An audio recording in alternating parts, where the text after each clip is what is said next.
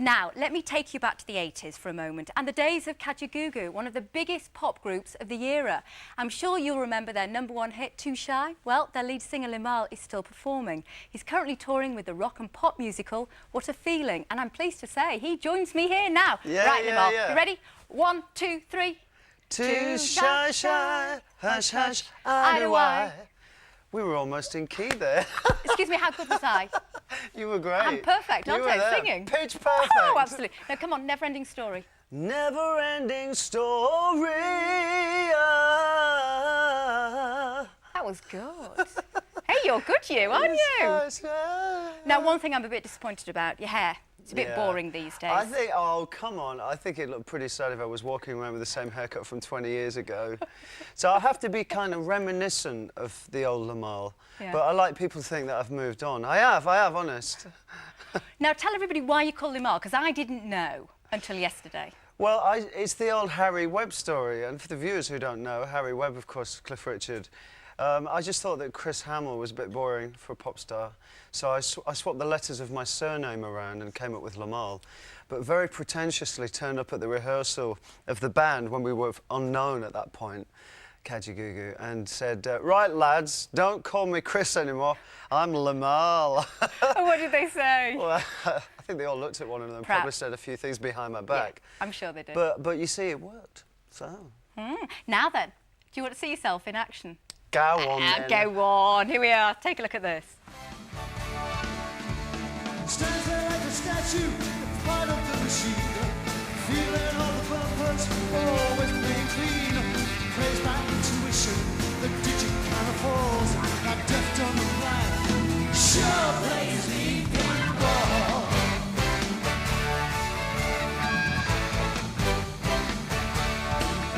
He's a pinball wizard. A twist, a pinball wizard, such a supple wrist. How does it make you feel? That's me in one of my quieter outfits. Yes, I think so. Do you think today's pop stars are a bit dull and boring and they all look the same? I think we are definitely suffering. You know, the whole value of a #1 seems to have been diluted by... I mean, recently didn't we have 30 #1s in as many weeks? Yeah. And, you know, in the old days, it seemed like you had to work really hard to get a #1. And then, of course, you've got this kind of politically correct marketing type of thing, you know, where you've got to have an Oriental one and an Asian one and a black one and a blonde one and so on. And I think pop music used to appeal to a age group of about 12 to 40, and I think it's massively reduced from 12 to 16. Oh, absolutely. Because the older people are going, well, you know, this is really, it's just not what I'm into. No. Now, selling your musical, tell us a bit about it. What a Feeling covers 4 decades of music, from musicals and film, 60s, 70s, 80s and 90s. And for me, the thrilling thing for me is finally a chance to show people that I'm not just the bloke that sang Too Shy. And there's, you know, there's more to me. And it's nice working in what is really quite a theatrical spectacular. And then in many senses, in contrast to that, is a great kind of gig vibe, which was one of my ideas with the producers. You know, it's not just a string of songs put together, you know, we have some dialogue and even have some very ad-libbed rapport with the audience. So it's worth seeing, is it? Oh, just a bit. Just a little touch. You think I'm going to say no? No. Which is your favourite music? 60s, 70s, 80s or 90s?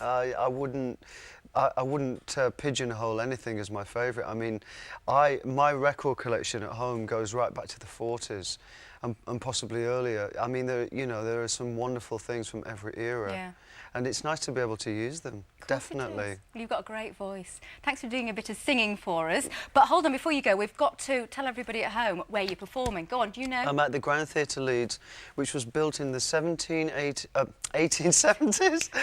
And is a wonderful old Gothic auditorium. I mean, it's worth coming just for that alone. I went out there today and the atmosphere is truly, you know, it's fabulous.